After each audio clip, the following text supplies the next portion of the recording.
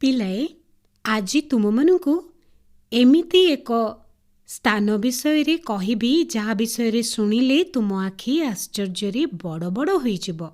ସେଇଟା ଗୋଟେ ପଥରର ଯାଦୁ ନଗରୀ। କ'ଣ ଭାବୁଛ? କେଉଁ ଜାଗା ସେଇଟା? ତାହା ହେଉଛି ଆମ ଦେଶର ଏକ ପ୍ରସିଦ୍ଧ ଐତିହ୍ୟସ୍ଥଳୀ ହମ୍ପି। କର୍ଣ୍ଣାଟକ ରାଜ୍ୟର ତୁଙ୍ଗଭଦ୍ରା ନଦୀ କୂଳରେ ଅବସ୍ଥିତ। ବହୁ ବର୍ଷ ପୂର୍ବେ ସେଠାରେ ଏକ ବଡ଼ ଏବଂ ଶକ୍ତିଶାଳୀ ସାମ୍ରାଜ୍ୟ ଥିଲା, ଯାହାର ନାମ ଥିଲା ବିଜୟନଗର ସାମ୍ରାଜ୍ୟ। ତୁମେମାନେ ତେନାଲି ରାମାଙ୍କ କାହାଣୀ ତ ଶୁଣିଛ। ସେଇ ବୁଦ୍ଧିମାନ ତେନାଲି ରାମା ଏବଂ ମହାରାଜା କୃଷ୍ଣଦେବ ରାୟ ସେଇ ଜାଗାରେ ରହୁଥିଲେ।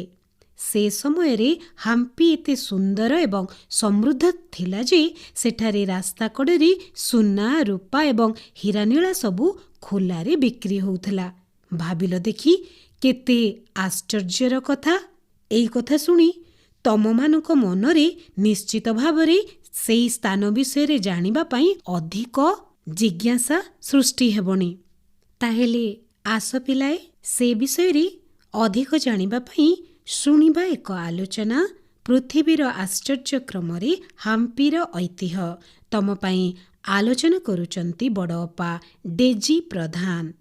ପିଲାମାନେ, ଆଜି ତୁମମାନଙ୍କୁ ଭାରତୀୟ ଇତିହାସର ଏପରି ଏକ ଅଧ୍ୟାୟ ବିଷୟରେ ଆଲୋଚନା କରିବାକୁ ଯାଉଛି, ଯାହା କେବଳ ପ୍ରସ୍ତରର ସ୍ଥାପତ୍ୟ ନୁହେଁ, ବରଂ ଏକ ସମୃଦ୍ଧ ସଂସ୍କୃତି, ଅପ୍ରତିରୋଧ ସାମରିକ ଶକ୍ତି ଏବଂ ମାନବୀୟ ସୃଜନଶୀଳତାର ଜୀବନ୍ତ ଦଲିଲ। ସେହି ସ୍ଥାନଟି ହେଉଛି ହମ୍ପି, ମଧ୍ୟଯୁଗୀୟ ଭାରତର ସବୁଠାରୁ ଆଡ଼ମ୍ବରପୂର୍ଣ୍ଣ ଓ ଶକ୍ତିଶାଳୀ ବିଜୟନଗର ସାମ୍ରାଜ୍ୟର ରାଜଧାନୀ। ହମ୍ପି ହେଉଛି ଭାରତର କର୍ଣ୍ଣାଟକ ରାଜ୍ୟରେ ଅବସ୍ଥିତ ଏକ ଐତିହାସିକ ସ୍ଥାନ, ଯାହା ମଧ୍ୟଯୁଗୀୟ ବିଜୟନଗର ସାମ୍ରାଜ୍ୟର ରାଜଧାନୀ। 1986 ମସିହାରେ ୟୁନେସ୍କୋ ଦ୍ୱାରା ଏହାକୁ ବିଶ୍ୱ ଐତିହ୍ୟ ସ୍ଥଳୀ ଭାବରେ ମାନ୍ୟତା ଦିଆଯାଇଛି। କର୍ଣ୍ଣାଟକର ଉତ୍ତର ଭାଗରେ ତୁଙ୍ଗଭଦ୍ରା ନଦୀ କୂଳରେ ଏହା ଅବସ୍ଥିତ। ଏହା କେବଳ ଏକ ପଥରର ସହର ନୁହେଁ, ବରଂ ଏହା ଭାରତର ସବୁଠାରୁ ସମୃଦ୍ଧ ସାମ୍ରାଜ୍ୟର ଗୌରବମୟ ଅତୀତର ପ୍ରତୀକ। ଏହାର ବିଶାଳ ମନ୍ଦିର, ପ୍ରାସାଦ ଓ ଚିତ୍ତାକର୍ଷକ ସ୍ଥାପତ୍ୟ ଆଜି ମଧ୍ୟ ଦର୍ଶକମାନଙ୍କୁ ଚକିତ କରିଥାଏ। ପୌରାଣିକ ପୃଷ୍ଠଭୂମି ଏବଂ ରାମାୟଣ ସହିତ ସମ୍ପର୍କ। ହିନ୍ଦୁ ପୁରାଣ ଅନୁଯାୟୀ ହମ୍ପିର ପ୍ରାଚୀନ ନାମ ପମ୍ପାକ୍ଷେତ୍ର ଥିଲା। ପମ୍ପା ହେଉଛି ବ୍ରହ୍ମାଙ୍କ କନ୍ୟା ଓ ଭଗବାନ ଶିବଙ୍କ ପତ୍ନୀ ପାର୍ବତୀଙ୍କର ଅନ୍ୟ ନାମ। ଜାଣିଛ ପିଲାମାନେ, ମାନ୍ୟତା ଅଛି ପାର୍ବତୀ ଶିବଙ୍କୁ ପାଇବା ପାଇଁ ଏଠାରେ କଠୋର ତପସ୍ୟା କରିଥିଲେ। କନ୍ନଡ଼ ଭାଷାରେ ପମ୍ପା ଶବ୍ଦରୁ ହମ୍ପେ ଏବଂ ପରେ ହମ୍ପି ନାମରେ ପରିଚିତ ହେଲା। ରାମାୟଣରେ ବର୍ଣ୍ଣିତ କିଷ୍କିନ୍ଧା ହିଁ ଆଜିର ହମ୍ପି ବୋଲି ବିଶ୍ୱାସ କରାଯାଏ। ଏଠାରେ ଥିବା ଆଞ୍ଜେନାଦ୍ରି ପର୍ବତକୁ ହନୁମାନଙ୍କ ଜନ୍ମସ୍ଥାନ ବୋଲି କୁହାଯାଏ।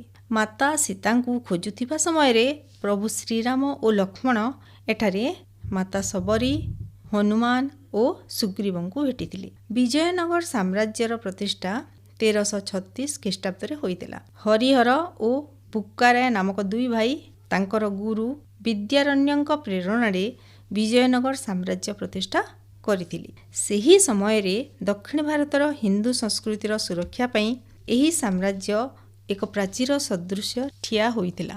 ହମ୍ପିର ଭୌଗୋଳିକ ଅବସ୍ଥିତି ଏହାକୁ ସାମରିକ ଦୃଷ୍ଟିକୋଣରୁ ଅଜେୟ କରିଥିଲା, କାରଣ ଏହା ବିଶାଳ ପଥରର ପାହାଡ଼ ଏବଂ ପ୍ରଖର ସ୍ରୋତା ତୁଙ୍ଗଭଦ୍ରା ନଦୀ ଦ୍ୱାରା ସୁରକ୍ଷିତ ଥିଲା।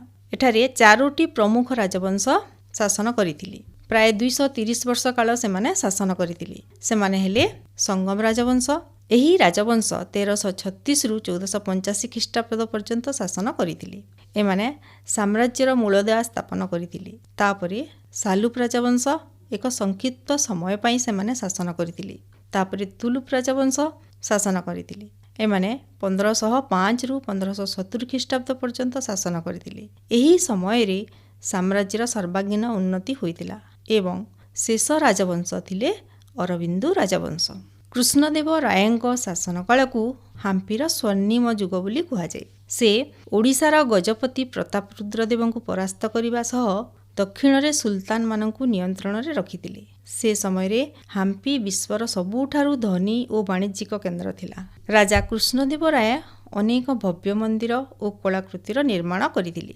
1500 ଓ 1600 ଶତାବ୍ଦୀରେ ପର୍ତ୍ତୁଗୀଜ ପର୍ଯ୍ୟଟକ ଡୋମିଙ୍ଗୋ ପେସ୍, ପର୍ସିଆର ଦୂତ ଅବଦୁର ରଜାକ ଏବଂ ଇଟାଲୀର ପର୍ଯ୍ୟଟକ ନିକୋଲା କୋଣ୍ଟି ହାମ୍ପି ପରିଦର୍ଶନ କରିଥିଲେ। କେବଳ ସେତିକି ନୁହେଁ ପିଲାମାନେ, ଐତିହାସିକ ତଥ୍ୟ ଅନୁଯାୟୀ ହାମ୍ପି ଏତେ ସମୃଦ୍ଧ ଥିଲା ଯେ ହାମ୍ପିର ରାସ୍ତା କଡ଼ରେ ହୀରା, ମୋତି, ମାଣିକ୍ୟ ବିକ୍ରି ହେଉଥିଲା। ପିଲାମାନେ ଜାଣିଛ, ହାମ୍ପିର ଶାସକମାନେ ନଦୀର ନାଳ, ପୋଖରୀ ଓ ଗୁପ୍ତ ଜଳପଥ ଦ୍ୱାରା ଶୁଷ୍କ ପାହାଡ଼ିଆ ଜମିକୁ ଶସ୍ୟଶ୍ୟାମଳା କରିଥିଲେ, ଯାହାର ଜ୍ୱଳନ୍ତ ଉଦାହରଣ ହେଉଛି କମଳାପୁରମ୍ ଟାଙ୍କି ଓ ଷ୍ଟେପୱେଲ୍। ଜାଣିଛ ପିଲାମାନେ, ହାମ୍ପିର ପ୍ରସିଦ୍ଧ ମନ୍ଦିର ହେଉଛି ବିରୁପାକ୍ଷ ମନ୍ଦିର। ଏହି ପ୍ରାଚୀନ ମନ୍ଦିରରେ ଆଜି ମଧ୍ୟ ଭଗବାନ ଶିବଙ୍କ ପୂଜା ଅର୍ଚ୍ଚନା ଚାଲିଛି। ଏଠାରେ ଥିବା ଶିବଲିଙ୍ଗଟିକୁ ସ୍ୱୟଂ ଭଗବାନ ଶିବ ରାବଣକୁ ଦେଇଥିଲେ। ବିରୁପାକ୍ଷ ମନ୍ଦିର ଦ୍ରାବିଡ଼ ସ୍ଥାପତ୍ୟ ଶୈଳୀରେ ତିଆରି ଏବଂ ୟୁନେସ୍କୋ ବିଶ୍ୱର ସ୍ମାରକୀ ଅଟେ। ଏହାର ପ୍ରବେଶ ପଥରେ ଏକ ବିରାଟ 50 ମିଟର ଉଚ୍ଚ ଗୋପୁରମ୍ ରହିଛି। ରାଜା କୃଷ୍ଣଦେବରାୟ ଏଠାରେ ସୁନ୍ଦର ମଣ୍ଡପ ତିଆରି କରିଥିଲେ। ଅନ୍ୟ ଏକ ପ୍ରସିଦ୍ଧ ମନ୍ଦିର ହେଉଛି ବିଠ୍ଠଲ ମନ୍ଦିର। ପଣ୍ଡରପୁରର ଶ୍ରୀ ବିଠ୍ଠଲ ରୁକ୍ମିଣୀ ମନ୍ଦିର ବିଷ୍ଣୁ ଓ ଦେବୀ ରୁକ୍ମିଣୀଙ୍କ ପୂଜା ପାଇଁ ପ୍ରସିଦ୍ଧ। ଏହି ମନ୍ଦିର ପ୍ରସିଦ୍ଧ ପଥରର ରଥ ଓ ସଙ୍ଗୀତମୟ ସ୍ତମ୍ଭ ପାଇଁ ବିଶ୍ୱବିଖ୍ୟାତ। ପିଲାମାନେ, ଏହି ମନ୍ଦିରର ସ୍ତମ୍ଭଗୁଡ଼ିକୁ ସ୍ପର୍ଶ କଲେ ସଙ୍ଗୀତର ସପ୍ତସ୍ୱର ଶୁଣାଯାଏ। ଏଠାରେ ଗୋଟିଏ ବିଶାଳ ପଥରକୁ କାଟି ଭଗବାନ ବିଷ୍ଣୁଙ୍କର ଭବ୍ୟ ମୂର୍ତ୍ତି ମଧ୍ୟ ସ୍ଥାପନ କରାଯାଇଛି। ଏହି ମନ୍ଦିର ମହାରାଷ୍ଟ୍ରର ସୋଲାପୁର ଜିଲ୍ଲା ଅନ୍ତର୍ଗତ ପଣ୍ଡରପୁର ଚନ୍ଦ୍ରଭାଗା ନଦୀ କୂଳରେ ଅବସ୍ଥିତ। ଏଠାରେ ଭକ୍ତମାନଙ୍କୁ ବାରକାରୀ କୁହାଯାଏ, ଯେଉଁମାନେ କି ଆଷାଢ଼ ଓ କାର୍ତ୍ତିକ ଏକାଦଶୀରେ ବିଶେଷ ପଦଯାତ୍ରାରେ ଆସିଥାନ୍ତି। ପିଲାମାନେ, ହାମ୍ପିର ଅନ୍ୟ ଏକ ମନ୍ଦିର ହେଉଛି ହଜାରରାମ ମନ୍ଦିର, ଯେଉଁଠାରେ କି ରାମାୟଣର କାହାଣୀ ଏହାର କାନ୍ଥରେ ଖୋଦିତ ହୋଇଛି। ଲୋଟସ୍ ମହଲ ଓ ହାତୀଶାଳ ହେଉଛି ଭାରତୀୟ ସ୍ଥାପତ୍ୟ କଳାର ଏକ ସୁନ୍ଦର ନିଦର୍ଶନ। ପିଲାମାନେ, ଏବେ ଜାଣିବା ହାମ୍ପିର କିପରି ପତନ ହୋଇଥିଲା ଏବଂ ତାଲିକୋଟା ଯୁଦ୍ଧ ବିଷୟରେ। 1565 ମସିହାରେ 26 ଜାନୁଆରୀରେ ହାମ୍ପି ଇତିହାସର ସବୁଠାରୁ ବଡ଼ ବିପର୍ଯ୍ୟୟ ଆସିଥିଲା।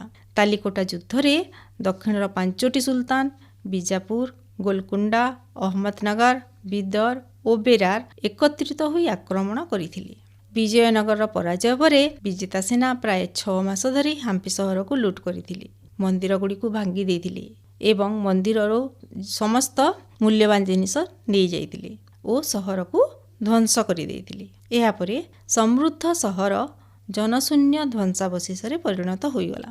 1800 ମସିହାରେ ବ୍ରିଟିଶ ପ୍ରତ୍ନତତ୍ତ୍ୱବିତ୍ କଲୋନେଲ୍ କୋଲିନ୍ ମ୍ୟାକେଞ୍ଜି ପ୍ରଥମ କରି ହାମ୍ପିର ଧ୍ୱଂସାବଶେଷକୁ ଆବିଷ୍କାର କରିଥିଲେ। ହାମ୍ପିର ଐତିହାସିକ, ସାଂସ୍କୃତିକ ଓ ସ୍ଥାପତ୍ୟ ମହତ୍ତ୍ୱକୁ ସ୍ୱୀକୃତି ଦେଇ 1986 ମସିହାରେ ୟୁନେସ୍କୋ ଏହାକୁ ବିଶ୍ୱ ଐତିହ୍ୟ ସ୍ଥଳ ଭାବେ ଘୋଷଣା କରିଥିଲା। ଜାଣିଛ ପିଲାମାନେ, ଦେଶ ବିଦେଶରୁ ଲକ୍ଷ ଲକ୍ଷ ପର୍ଯ୍ୟଟକ ଏବେ ମଧ୍ୟ ଏଠାକୁ ଆସି ଏହାର ସୌନ୍ଦର୍ଯ୍ୟ ଉପଭୋଗ କରନ୍ତି। ଏହା କେବଳ ଏକ ପର୍ଯ୍ୟଟନ ସ୍ଥଳୀ ନୁହେଁ, ବରଂ ଭାରତର ସମୃଦ୍ଧ ଇତିହାସ, କଳା, ସଂସ୍କୃତି ଓ ସ୍ଥାପତ୍ୟ ପରମ୍ପରାର ଏକ ଅମୂଲ୍ୟ ଧରୋହର। ଭାରତର ଅତୀତ ଗୌରବର ନୀରବ ସାକ୍ଷୀ। ପିଲାମାନେ, ଏହାର ସଂରକ୍ଷଣ ଓ ସୁରକ୍ଷା ଆମର ଦାୟିତ୍ୱ। ଏହା ଆମକୁ ଶିଖାଏ ଯେ କଳା, ସାହିତ୍ୟ, ସ୍ଥାପତ୍ୟ ଏବଂ ଜ୍ଞାନରେ ଯେଉଁ ସାମ୍ରାଜ୍ୟ ଗଢ଼ାଯାଏ, ତାହାର ଶରୀର କିମ୍ବା ରାଜ୍ୟ ନଷ୍ଟ ହୋଇଗଲେ ମଧ୍ୟ ପଥରର ଛାତିରେ ଅମର ହୋଇ ରହିଯାଏ, ସବୁଦିନ ପାଇଁ ଜୀବିତ ହୋଇ ରହେ। ଧନ୍ୟବାଦ। ଶୁଣିଲ ତ ପିଲାଏ ଆଲୋଚନା। ପୃଥିବୀର ଆଶ୍ଚର୍ଯ୍ୟ କ୍ରମରେ ହାମ୍ପିର ଐତିହ୍ୟ ତୁମ ପାଇଁ ଆଲୋଚନା କଲେ ବଡ଼ ଅପା ଡେଜି ପ୍ରଧାନ। ଆଲୋଚନା ଶୁଣି ତମମାନଙ୍କ ମଧ୍ୟରେ ନିଶ୍ଚିତ ଭାବରେ ସେ ସ୍ଥାନକୁ ଦେଖିବା ପାଇଁ ମନ ହେବଣି? ତାହେଲେ ତମେମାନେ ତମ ପରିବାର ସଦସ୍ୟଙ୍କ ସହିତ ଭବିଷ୍ୟତରେ ସୁବିଧା ମିଳିଲେ ନିଶ୍ଚିତ ଭାବରେ ଏହି ଐତିହ୍ୟ ସ୍ଥଳକୁ ପରିଦର୍ଶନ କରିବା ପାଇଁ ନିଶ୍ଚିତ ଯିବ।